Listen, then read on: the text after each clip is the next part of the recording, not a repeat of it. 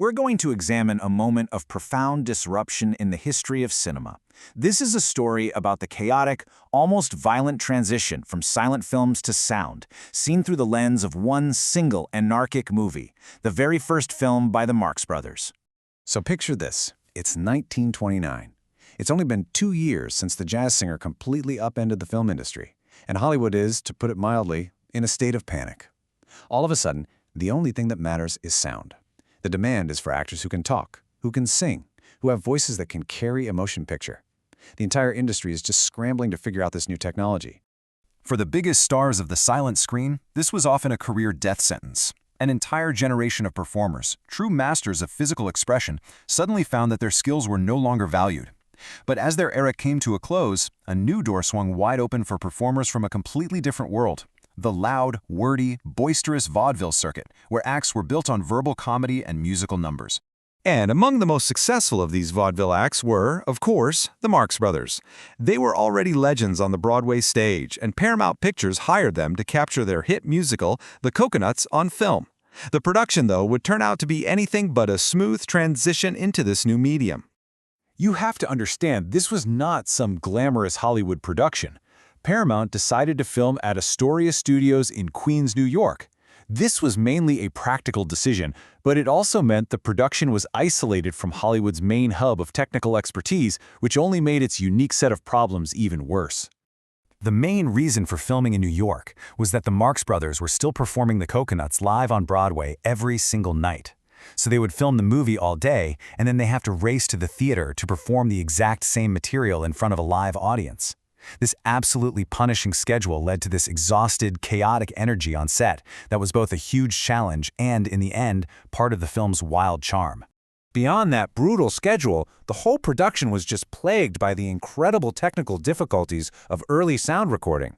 The primitive technology they were working with in 1929 was completely at odds with the way the Marx Brothers performed, with all their kinetic energy and constant improvisation. In these first days of sound, the film cameras themselves were incredibly loud. To stop the microphones from picking up all that mechanical whirring, the camera had to be sealed inside this huge, soundproof box called a blimp. This had a profound effect on the film. It meant the camera could barely move at all, essentially trapping all the performers' manic energy within a static frame.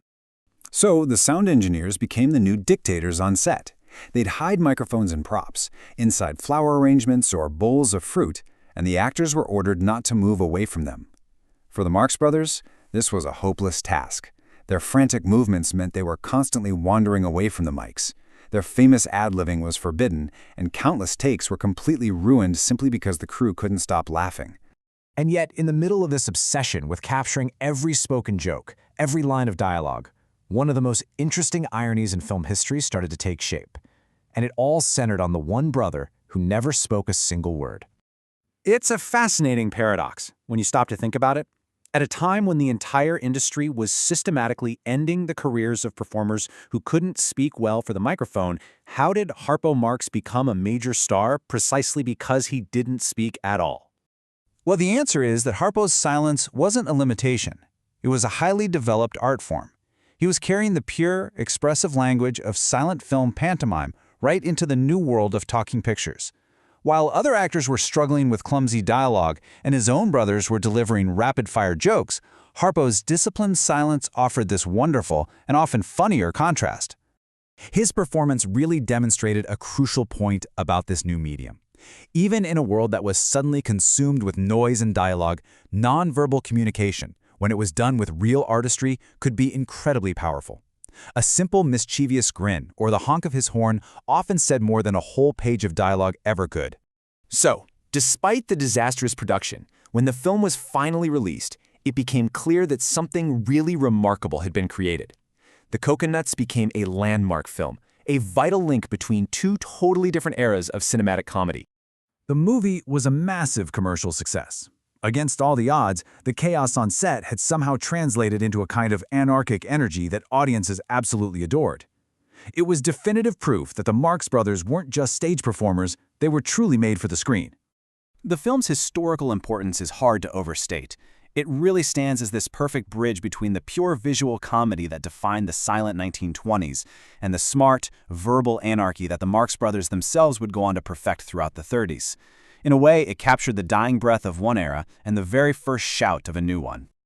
All of this leaves us with a final thought.